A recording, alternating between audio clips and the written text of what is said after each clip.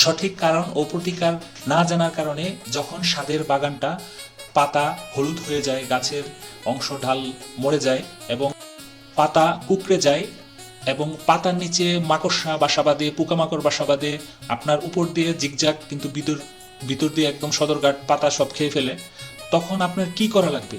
আপনাকে কি ধরনের জিনিসপত্র ব্যবহার করতে পারবেন এবং প্রতিকার কি? দেখেন এখানে লাউ গাছটা কত শক্ত, কত সজীব, সতেজ এবং কত ধরনের গ্রিন লাগতেছে। এবং আপনি এখানে দেখেন গাছটি কত হলুদ হয়ে আছে। এখানে হলুদ হয়ে যাওয়ার নিশ্চয়ই কোনো কারণ আছে। সাধারণত আয়রন এবং ম্যাগনেসিয়ামের অভাবে গাছে ক্লোরোসিসের ঘাটতি দেখা দেয়। এই ক্লোরোসিসের ঘাটতির কারণেই হলুদ হয়ে যায় পাতা। এই ক্লোরোসিসের ঘাটতি পূরণ করতে অবশ্যই আপনার আয়রন এবং ম্যাগনেসিয়ামের পরিমাণ গাছের গোড়ায় বাড়াতে হবে।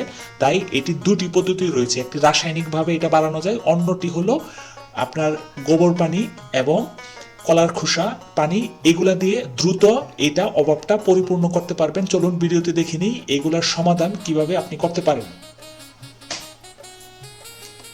পাতাগুলো কেমন হলুদ হয়ে পাতার কালার চেঞ্জ হয়ে গেছে, শুকিয়ে যাচ্ছে। এখন আপনারা রাসায়নিকভাবে যদি গাছের পরিচর্যাটা করতে চান তাহলে আপনাকে জানতে হবে যে কোন রাসায়নিক কোন সময় দেয়া যাবে। অনেক সময় ফুল আসার সময় যদি রাসায়নিক দেন তাহলে ফুল ফল ঝরে যাবে।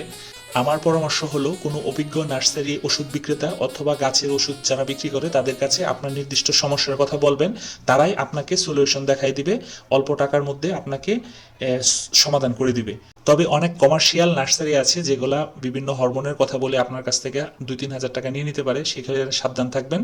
আমার পরামর্শ হলো আপনি একসাথে সবকিছু কিনবেন না, আস্তে আস্তে কিনে কিনে আপনার অভিজ্ঞতা অর্জন করবেন। আমি আজকে দেখাচ্ছি একটি ওষুধের দোকান টঙ্গী বড় মসজিদের সাথেই, তার অভিজ্ঞতা আমি শেয়ার করছি। আসার উদ্দেশ্য হলো যে আপনি সঠিক জায়গায় সঠিক জিনিসটা যদি ব্যবহার না করেন তাহলে তো আপনি গাছেরও এবং আপনারও সময় নষ্ট হবে। তাই ওনার কাছে প্রবলেমটা বলবেন যে আমার এই গাছে এই সমস্যা হয়েছে, তাহলে সাধারণত উনি এটার সলিউশন দিয়ে দিবে। এখানে কম দামে অনেক ওষুধ আছে, কোন জায়গায় কী রোগ হবে আপনারা দিয়ে দিবে। এখানে প্রয়োজনে অনেক সার আছে যেগুলা মাটিতে তৈরি করার সময় ব্যবহার করা হয়, এমন পাইকারি মার্কেটেই বলতে পারেন।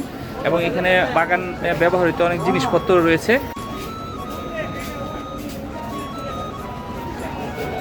তাছাড়াও হলুদ হয়ে যাওয়া গাছের ফল ফুল ঝরে যাওয়া, এটার জন্য ম্যাজিকের মতো কাজ করে গোবর পানি।